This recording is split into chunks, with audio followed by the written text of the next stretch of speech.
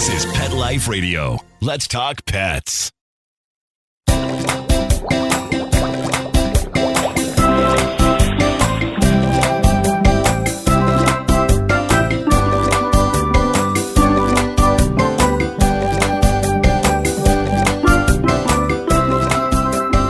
Welcome to Aquariumania on Pet Life Radio.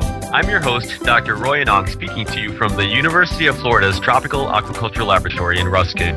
Thanks for joining us. Most common freshwater aquarium fish are aquacultured, that is, born and raised on fish farms in Florida, other parts of the U.S., and abroad.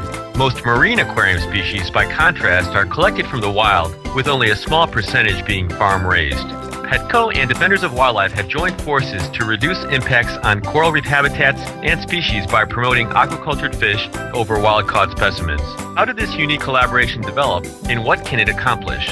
My guests today are Rich Williams and Todd Gwynn from Petco and Dan Thornhill from Defenders of Wildlife. Join us as they discuss the plight of coral reefs worldwide and how a push toward aquaculture can help both the industry and the environment. We'll be right back after these messages.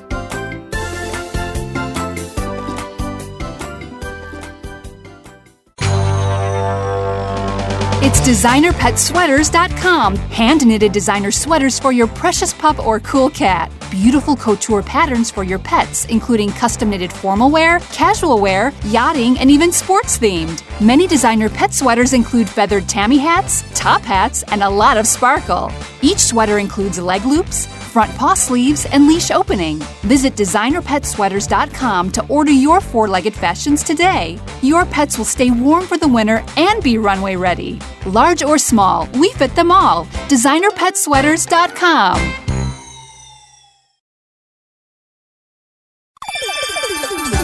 Let's Talk Pets on PetLifeRadio.com.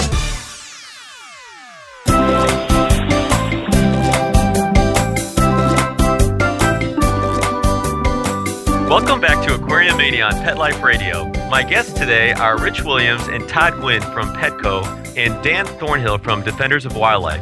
Thanks to you all for joining us today. Thanks so much for having us. So, Rich, we've for a few times had multiple guests, and this is always a lot of fun. Rich, let's start with you. Just to give our listeners a little more information on you personally, how long have you been with Petco? And as Petco's Vice President of Companion Animal Merchandising, what would you say are your main duties? Well, thanks. First, I've been with Petco for 18 years, working in the stores, inventory management, animal care, and then in merchandising. And in my current role, I get to focus on the birds, the small animals, the reptiles, and the aquatic life teams that bring all this to life at Petco. Great, thanks. And Todd, likewise, how long have you been with Petco, and what are your duties as Petco's Aquatic Life Merchandise Manager? Sure. I've been with Petco for 17 and a half years. I started in the stores when I was in college and then moved to the office about 15 years ago. I've always been involved with the live animals for the company. As the Aquatic Life Merchandise Manager, my main duties are I'm responsible for deciding the assortment, which is really which species we're going to carry and which stores are going to carry those, who we purchase our fish from, and I usually negotiate almost all the costs and set the retails for the company. Okay, thank you. And last but definitely not least, Dan, can you tell us a little bit about your background in coral reef ecology and what your role as conservation scientist is for Defenders of Wildlife? Yeah, I'd be happy to. Thanks for having me. So my PhD is from the University of Georgia, and I've been working to study coral reefs and the effects of climate change and various questions about coral reefs for coming up on 15 years now. My background is as an academic, and so I've worked at places like the University of Georgia and Auburn University and Bowdoin College. And then I came to Defenders about 3 years ago as a conservation scientist. And so I still do basic research and submit that work for publication at peer-reviewed journals, just like a scientist at a major university. But I also work to help ensure that our conservation programs here at Defenders are based on the best available science. And so I conduct analyses specific to our programs. I advise our campaigns on various things. And I just generally try to leverage the best science that we can to conserve wildlife throughout the world. Thank you. So let me start with some questions for you specifically, Dan. I know that Defenders of Wildlife mission and vision kind of concentrates on North American species and habitats. So how does the international marine fish trade and the marine hobby mesh with your mission? Well, that's true. Our focus is on conservation at the national level, but we do international work as well on a variety of species and issues. Our emphasis is really on protecting wildlife and their habitats, especially imperiled species. And coral reefs are a pretty imperiled habitat today. So in that way, working on issues of coral reef conservation really fits directly within our mission. Can you tell us a little bit about the Defenders of Wildlife's coral reef conservation work over the past several years since you've been there? Sure. We've worked in a couple of different arenas when it comes to coral reef conservation. We've done some basic work on corals and climate change, studying the problem and proposing adaptation solutions to protect reefs. We've developed some ways of managing coral reefs in places where there's very limited management infrastructure. And we've worked on the wildlife trade, particularly around ornamental species that are collected for the curio trade or the marine aquarium trade, and in trying to find ways to make that trade more sustainable and to ensure the health of coral reefs throughout the world. So what would you say are the major challenges that coral reefs and marine aquarium species face today, and how would you rate the relative importance of each of these? Excellent question. So coral reefs in many ways are suffering death by 1,000 cuts. There are problems that range from the very local to the very global. And so the biggest problems facing coral reefs, particularly over the long term, are things like climate change. The oceans are becoming too warm, and that leads to a breakdown of the symbiosis between corals and these little algae that live inside them called zooxanthellae.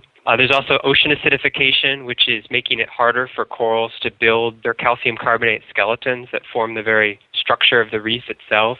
There's things like nutrient pollution and overfishing for food fish that are causing more local problems, but leading to a pretty rapid decline of reefs all over the world. And then there are other issues as well, including overcollection and destructive collection practices that are associated with the aquarium trade. So if I had to rank them in order from largest problems to least problems, I would probably put climate change and acidification near the top. And somewhere around number 5 or 6 on the list would be the damaging practices and overcollection that are sometimes associated with the aquarium trade, particularly among unscrupulous collectors. That's a great description, and death by 1,000 cuts. I see. That's a good way of putting it. So, Rich and Todd, this next set of questions is kind of geared toward you two. I'm familiar with Petco's great animals and livestock and all that, but how long actually has Petco been selling marine fish? Well, so the company itself has been in business for almost 50 years. And for about 30 of those 50 years, we've been selling marine fish in select stores nationwide. Okay, so prior to the collaboration with Defenders of Wildlife, what criteria were you using for determining what species of marine fish would be sold? Yeah, so at Petco, we have and continue to change the assortment that we offer our customers based on several things.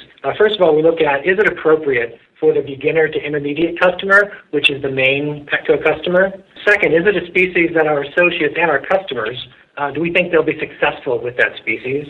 The third, we look, is the species available as aquacultured? Because we'd obviously bring it in as aquacultured if we could.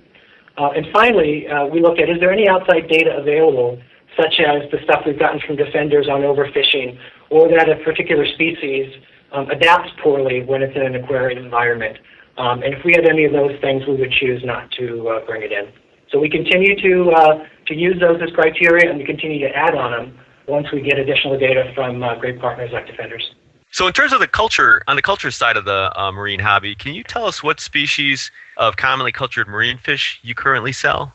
Sure. So we actually carry all of the commonly cultured aquacultured fish. If it's being aquacultured and it's available in commercial quantities, we skew it up and sell it, and we discontinue selling the wild collected version of that fish. That assortment really, for the most part, revolves around clownfish, dottybacks, blennies, and gobies. There's certain species of all those categories. And then on top of all that, almost all of the corals that we sell, and then 98% of the live rock that we sell is all aquacultured as well. That's great. So you guys are probably as familiar with the culture side and have pretty good experience in that area. What makes marine fish so difficult to culture? It's a great question, and it's actually, there's a really simple answer for that. Getting the different marine species to actually breed in captivity is not the difficult part. They can get fish to spawn all the time in different aquarium situations. The biggest problem with aquaculturing of marine fish is actually developing the food for the microscopic fry. And it's something that there's a lot of science behind, and they're trying to figure it out. But I was told by a scientist once that it really boils down to being able to raise food that's small enough to go into the little fry's mouth. And right now they haven't figured that out for all the species. So can you tell us, I know that you guys have been really active in supporting marine aquarium fish aquaculture. Can you tell us a little bit about your efforts in support of that? Yeah, we're actually really excited about this. Petco's working on the aquaculture initiative in several ways. First, we are a major supporter of Rising Tide. This is an organization dedicated to advancing the science of marine aquaculture fish and also sharing that data with the industry so that the entire industry can advance. Second, we're committed to supporting those initiatives and the vendors who also go after aquaculture, and we give 1% of our marine aquatic life sales to support those efforts every year. And third, we're committed to carrying aquacultured fish when they're available, and I think this is very important. We keep them at a retail similar to the wild collected species, so that makes it much easier for the consumer, for the customer to make that decision to purchase aquacultured. And then finally, we're committed to educating our associates and our customers on why choosing aquaculture is better than choosing fish or corals that were taken from the oceans or the reef. That's great. You guys are definitely doing a lot, and I know that's got to be making a difference. I know you guys are we'll talk a little bit more about how to track all of that. Now, this collaboration between Petco and Defenders of Wildlife, it does seem a little strange, I guess, if you kind of just look at it from the outside. How was this initiated, and how long had this partnership been under construction, so to speak? Yeah, so it does seem a little strange at the outset, but when we first met Dan, Petco and Defenders were at a coral legislation meeting in Washington, D.C., and I had the opportunity to sit next to Dan and found out a lot about his work and found out he was a pretty dang smart guy. And he learned a lot about Petco and things that we were doing towards the aquaculture initiative that he wasn't aware of. So after kind of talking and getting a good relationship together, we find out that the two companies were actually a pretty good match, the two organizations. We had a lot of common ground, we had a lot of common goals, and quite frankly, we just took it from there and we kept meeting and talking about things that we could do to improve things in aquaculture and the environment. Yeah, that's exactly right. I totally agree. I was immediately impressed by some of the things Petco already had in place at the time we first met, and so it was just a natural fit for us to work together towards common goals of coral reef collaboration and conservation. So it sounds like it was a really fortuitous meeting and the start of a great collaboration. What are the goals for this collaboration? What do Petco and Defenders of Wildlife hope to achieve with this collaboration? Yeah, I'll start out and then I'll let Dan talk about his thoughts as well. But my main goals, or Petco's main goals in the collaboration, were around improving the collection practices for all of the wild collected species. That was our first goal. Second was to identify and protect the fish species that are vulnerable to overcollection based on the data we're getting from Dan and Defenders. And lastly, just expanding the number of aquacultured species that we offer at Petco. Dan, anything to add? Yeah, I think that largely hits it. I mean, we want to see the trade become as sustainable as it can be. We want to help prevent overfishing and eliminate harmful collection practices. And so I think everything that Rich said there fits perfectly within that. As you all are familiar with, there have been other attempts to try to increase sustainability in the marine aquarium hobby. For example, the certification by the Marine Aquarium Council program, which has had fairly limited impact on sustainability. How will this collaboration between Petco and Defenders of Wildlife be more successful?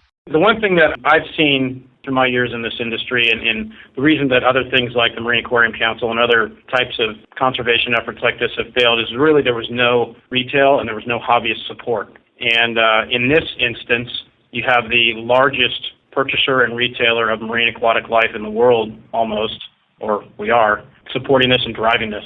And I think that's why this one is going to succeed. I would just follow that up to say, Petco's commitments to sustainability, I think we see as a real catalyst for change within the industry as a whole. And so we're thrilled to be working with them on this. Well, that definitely sounds like a different tact that will have much more success. I have a lot more questions for you, so let's take a short break. We'll continue our discussion with Rich Williams and Todd Gwynn from Petco and Dan Thornhill from Defenders of Wildlife after these messages from our sponsors.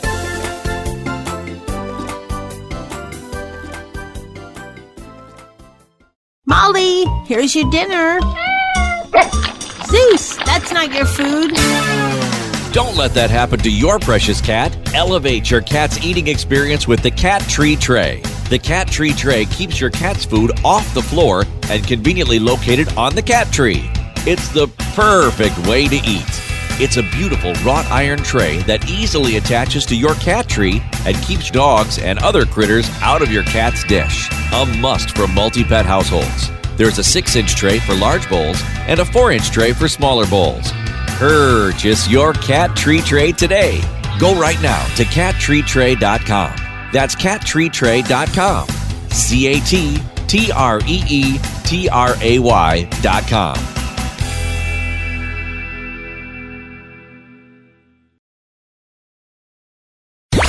Let's talk pets Let's talk pets on Pet Life Radio. Pet Life Radio. PetLifeRadio.com.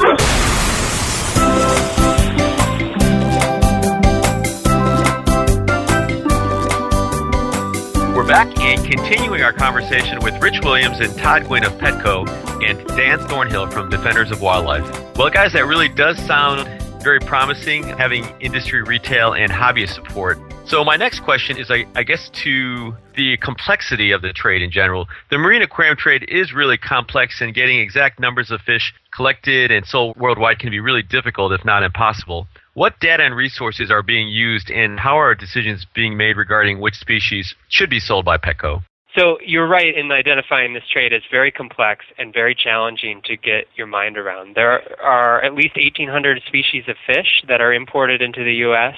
for the aquarium trade. There's hundreds of species of invertebrates and corals, and so knowing what's going on with those species and all the diverse locations that they come from is very, very challenging. And for some, there's science demonstrating problems with collection or problems with destructive fishing, but for most species, we're operating with very little information to start. So this is a real challenge for us, and that's one of the things that we're working together on. You know, Rich and Todd can tell you about some of the specific steps that they're taking and the commitments that they've made. One of the things that Defenders is contributing to the collaboration is we're doing an analysis of many of the top species in trade, over 100 species, and we're using this technique called productivity susceptibility analysis, where we're able to take a bunch of information, whatever information is available on a particular species, in 22 different categories about their life history, about the fishery. We've compiled this information and we've put it into a standard framework, and from this we're able to estimate the relative vulnerability of different species.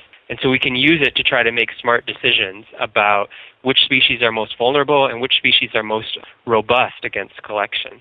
And hopefully we can encourage people to choose those that are most robust. And for the really vulnerable species, we can look towards, aquacultured alternatives, or if an aquacultured alternative isn't available, we can encourage research to make an aquacultured alternative available.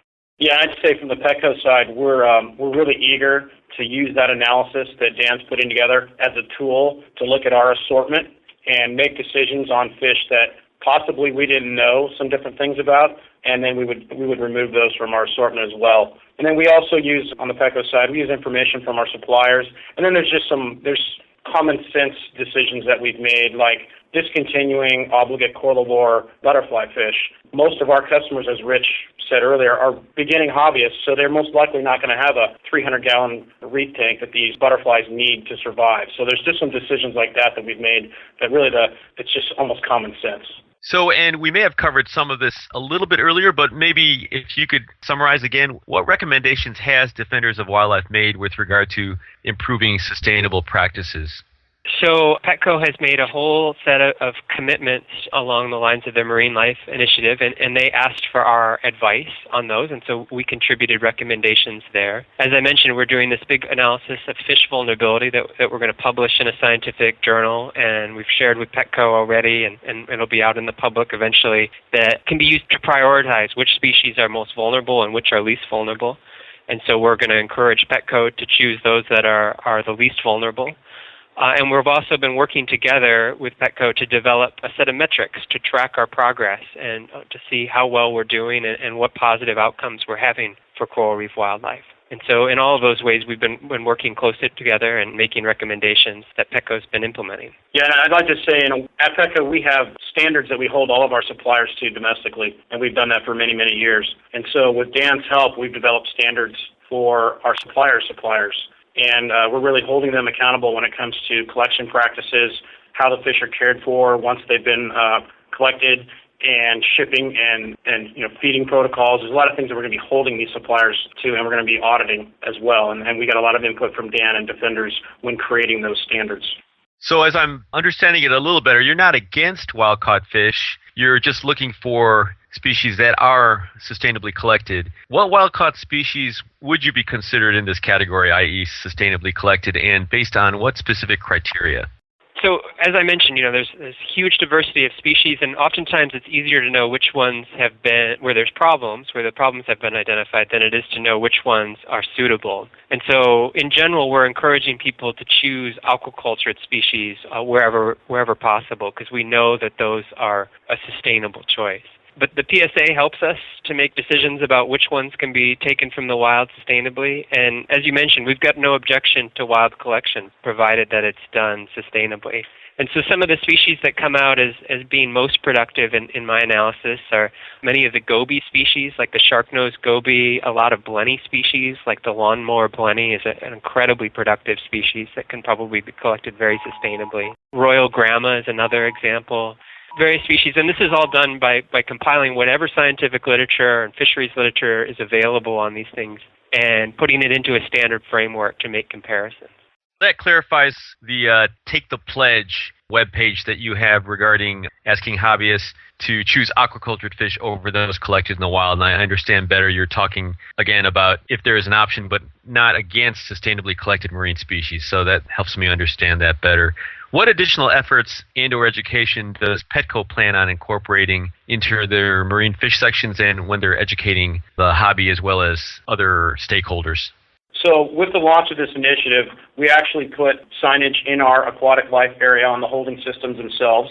We've got brochures that encourage purchasing aquacultured or sustainably harvested fish that customers can take home with them. We actually made what we call a photo label, which is the label on our holding system that tells the customer about the fish, tells them the price point, and some general care information. We made separate labels that really call out the aquacultured species and the benefits to different color, and it really brings attention to the aquacultured species. And then we're doing a lot of education and training of our associates around aquaculture and the benefits of it and sustainability wildlife and so on and so forth. So we've got a lot of training and signage in stores. When you say associates, you mean the folks in the stores that are actually going to be selling to the public? Exactly, yeah. The store people that we have out there that are working with the customers day in and day out, those are the ones that we're educating. It's also providing education for our customers as well through different methods, whether it be through campaigns like this or through our Petco.com website, so that once they become more educated on this whole initiative and why it's important, they can make a better decision for their own home tank.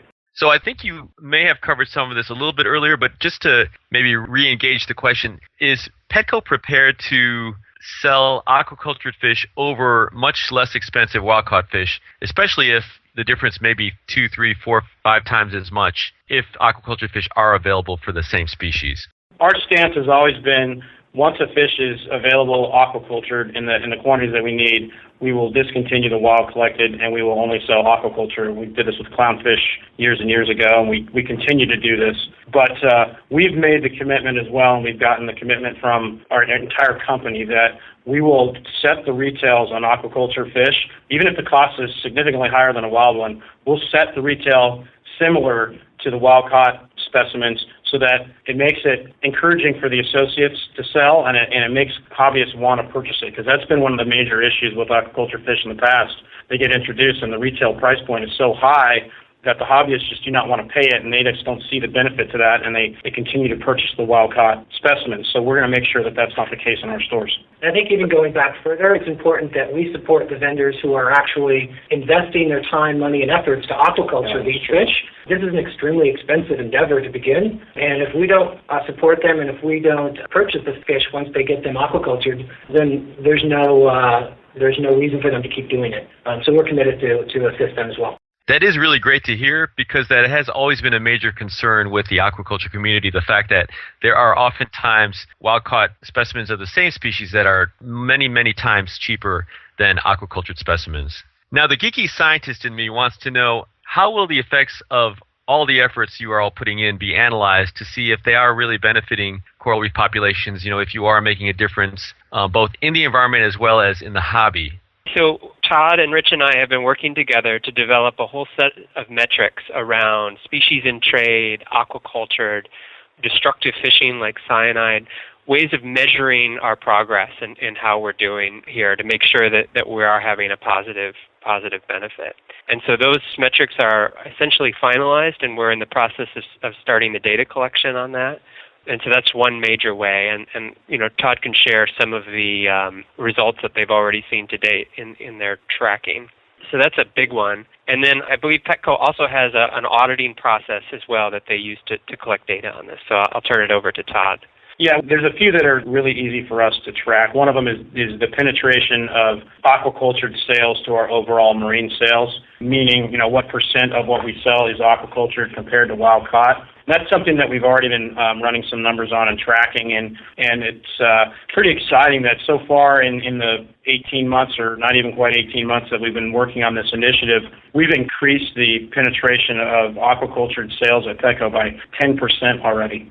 So we're almost up to 30% of all of our marine sales, if you're just talking fish, are aquaculture, which is really cool. And then we've got, like I said, an auditing process that we're instituting with our vendors, or we actually already have implemented it. And we're going to be tracking their audits, the results that they're seeing when they travel overseas and see their suppliers and stuff like that. And then with Dan's help, we've got a few other metrics that we're going to be following as well. I think it's important also that this is just the beginning, that we've just kicked this off within the last several months, but none of us are going to sit here and say we're at end state.